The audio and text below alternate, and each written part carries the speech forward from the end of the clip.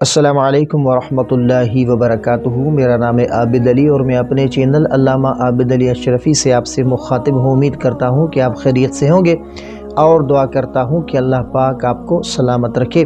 کیا آپ نے کبھی سوچا ہے کہ انسان نے سب سے پہلی بار مردے کو دفنانا کس سے سیکھا؟ یہ کوئی معمولی سوال نہیں بلکہ اس کا جواب ہمیں انسانی تاریخ کے پہلے قتل اور قرآن پاک کی ایک عظیم آیت میں ملتا ہے۔ انسانوں میں سب سے پہلا قتل حضرت آدم علیہ السلام کے دو بیٹوں قابیل اور حابیل کے درمیان ہوا۔ قابیل نے حسد اور غصے میں آ کر اپنے بھائی حابیل کو قتل کر دیا، لیکن قتل کے بعد ایک مسئلہ پیدا ہوا کہ قابیل کے سامنے اپنے بھائی کی لاش تھی اور وہ نہیں جانتا تھا کہ اس مردہ جسم کے ساتھ کیا کیا جائے۔ نہ دفنانا آتا تھا، نہ عزت کے ساتھ چھپانا، نہ کوئی طریقہ معلوم تھا۔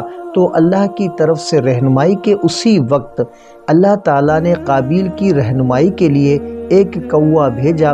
دو کوے آپس میں لڑے اور ایک کوے نے دوسرے کوے کو مار دیا۔ پھر سب کے سامنے زندہ کوے نے زمین کر دی اور مرے ہوئے وہ کوے کو زمین میں دفن کر دیا۔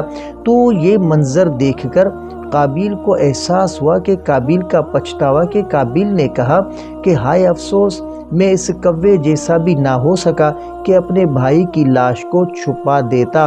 اس ہی لمحے انسان نے پہلی بار سیکھا کہ مردے کو زمین میں دفن کرنا عزت، احترام اور فطرت کے مطابق عمل ہے۔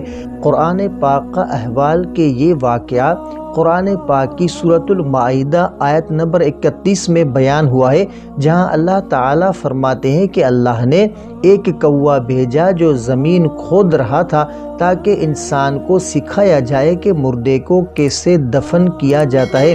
تو اس واقعے سے ہمیں تین بڑے سبق ملتے ہیں کہ دفن کرنا انسان کی فطرت میں شامل ہے۔ اللہ تعالیٰ نے جانوروں کے ذریعے بھی انسان کو سکھایا۔ حسد اور غصہ انسان کو پچھتاوے کے سوا کچھ نہیں دیتا۔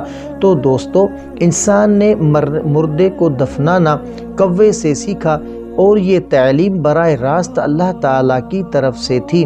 اگر آپ کو یہ ویڈیو پسند آئی ہو تو لائک کریں، چینل کو سبسکرائب کریں اور کمنٹ میں بتائیں کہ کیا آپ کو یہ بات پہلے معلوم تھی۔ تو امید ہے کہ آپ کو اس ویڈیو سے کافی کچھ سیکھنے کو ملا ہو، اور اگر آپ کا کوئی ایسا خواب ہے جس کی آپ تعبیر جاننا چاہتے ہیں تو کمنٹ کر سکتے ہیں۔ انشاءاللہ آپ کو آپ کے خواب کی تعبیر اسلامی تعلیمات کے مطابق فراہم کی جائے گی۔